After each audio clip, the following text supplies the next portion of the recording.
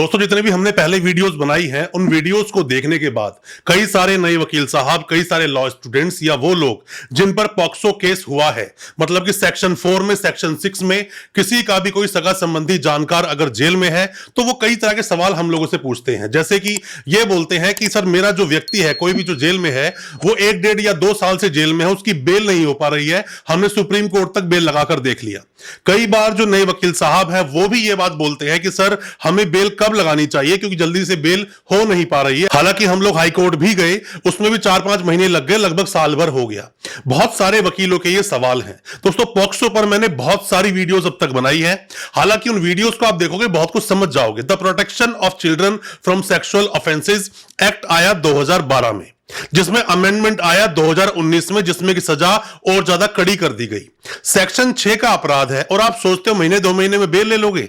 अपवाद हर जगह है, एक्सेप्शंस हर जगह होते हैं, हो सकता है बेल हो जाए। हमने खुद एंटीसिपेटरी बेल तक करवाई है पॉक्सो के सेक्शन 6 में। ये डिपेंड करता है केस टू केस। जो हमारी प्रैक्टिस है, इतने सालों से हम जो सिर्फ क्रिमिनल केसेस पर प्रैक्टिस करते हैं और बहुत सारे पॉक्सो केसेस को फाइट करने के बाद में, बहुत सारे अलग अलग तरह केसेस को पढ़ने के बाद में जो जस्ट बोलता है वो ये बोलता है कि पॉक्सो में वक्त लगता है, वक्त आपको देना होगा, इतनी जल्दबाजी ना करें बिल लेने में। पॉक्सो के बारे में बहुत कुछ आज डिटेल में चर्चा करेंगे अपनी इस वीडियो के माध्यम से। ज्यादा कुछ जानने के लिए पॉक्सो सेक्शन 6 और सेक्शन 4 के बारे में दोस्तों बने रहिए हमारे इस वीडियो के साथ। दोस्तों पॉक्सो केस में अगर किसी का कोई भी व्यक्ति, कोई जानकर सगा संबंधी जेल अगर जाता है तो ऐसे में अगर खास करके सेक्शन 6 लगा है तो यहां आपको पेशेंस रखना ही होगा। इतनी जल्दबाजी में बेल नहीं होगी। या तो आपका मामला पूरी तरह से फर्जी हो, पूरी तरह से झूठा हो, ऐसे में फटाफट से आप बेल ले सकते हैं। हमने कई सारे लोगों को देखा है, फिर चाहे उन्हें बेल लेनी हो या किसी भी तरह से एंटीसिपेटरी बेल लेनी हो, इंटरिम बेल लेनी हो या फिर सजा होने के बाद में अपील लगाई है। अपील में इतनी जल्दबाजी लोग मचाते हैं, वो सोचते हैं कि 20 साल की सजा किसी व्यक्ति को हो गई तो वो 20 दिन में बाहर आ जाएगा हाई कोर्ट से। ऐसा नहीं होता दोस्तों।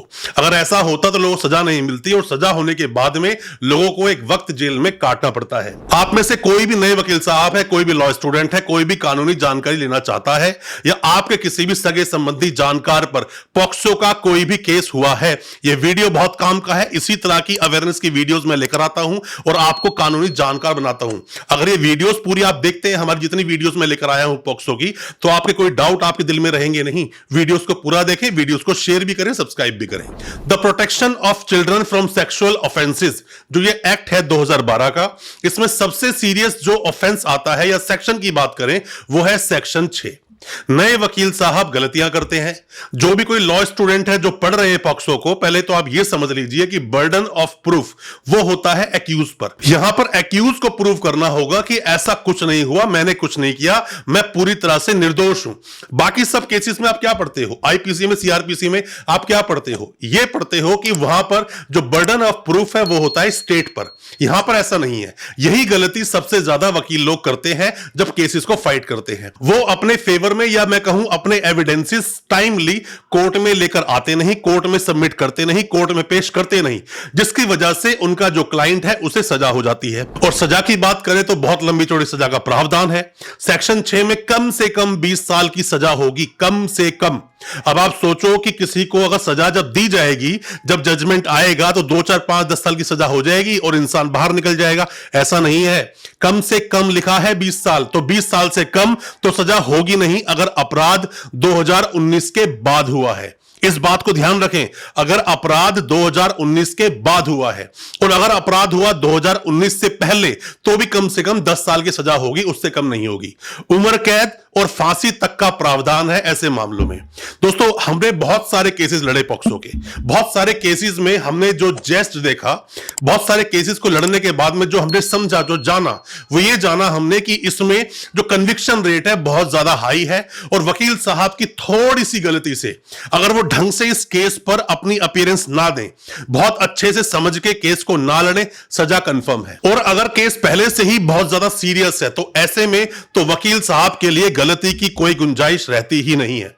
आप कोई भी नए वकील साहब हैं जो आप हमसे सवाल पूछते हैं कि सर बेल जल्दी से क्यों नहीं होती। दोस्तों बेल जल्दी से इसलिए नहीं होती कि इसमें जो बच्चे की जो स्टेटमेंट है वो स्टेटमेंट टाइम से होना बहुत ज्यादा जरूरी होता है। अगर वो टाइमली नहीं होगी या लेट होगी तो उतना ही लेट लेट होगी आपकी बेल भी।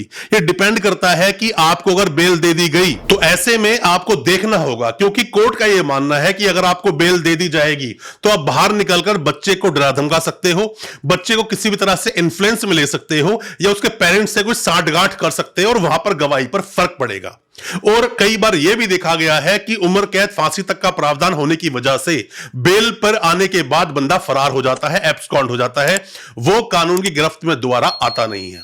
आप कोई भी नए वकील ये गलतियां ना करें जो गलतियां मैंने आपको बताई हैं।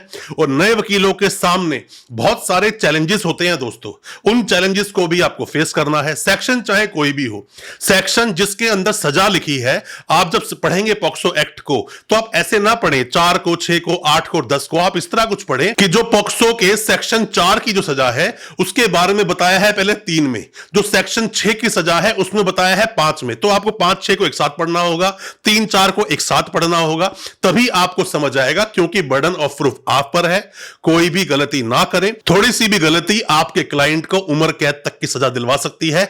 जल्दबाजी इसमें जो क्लाइंट लोग होते हैं उन्हें भी नहीं मचानी चाहिए, कहीं ऐसा ना हो ये फुंसी का नासूर बन जाए। अक्सर ऐसा होता है जब आप बेल लेकर आते हो तो वो सिर्फ पेन किलर की तरह काम करता है, कुछ वक्त के लिए दर्द कम हो जाएगा पर बाद में सजा होने के पूरे चांसेस हैं।